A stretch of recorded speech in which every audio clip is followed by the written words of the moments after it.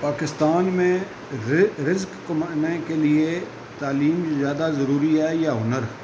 یہ ایک بڑا موضوع زیر بحث رہتا ہے۔ میں صرف اتنی درخواست کروں گا کہ ایک بچے کو آپ اسکول میں داخل کرائیں اور ماسٹر ڈگری تک پڑھائیں، اور اس کے بعد بھی وہ یہ سوچے گا اور مشورے کرے گا کہ میں نے کیا کرنا ہے۔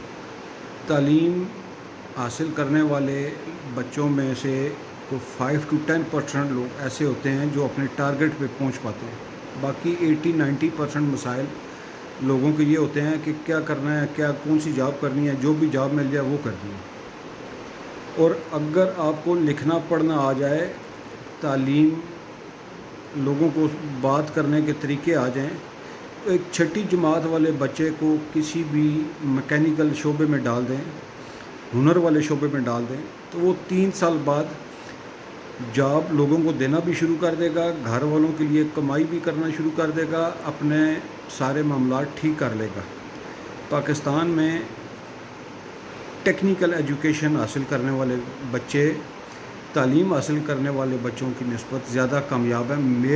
میری رائے یہ ہے، ٹیکنیکل تعلیم کی طرف بھی دھیان دیں۔ بہت زیادہ روزگار کے مواقع ہیں۔ اللہ پاک آپ سب کو آسانیاں دینے والا بنائے۔ السلام علیکم۔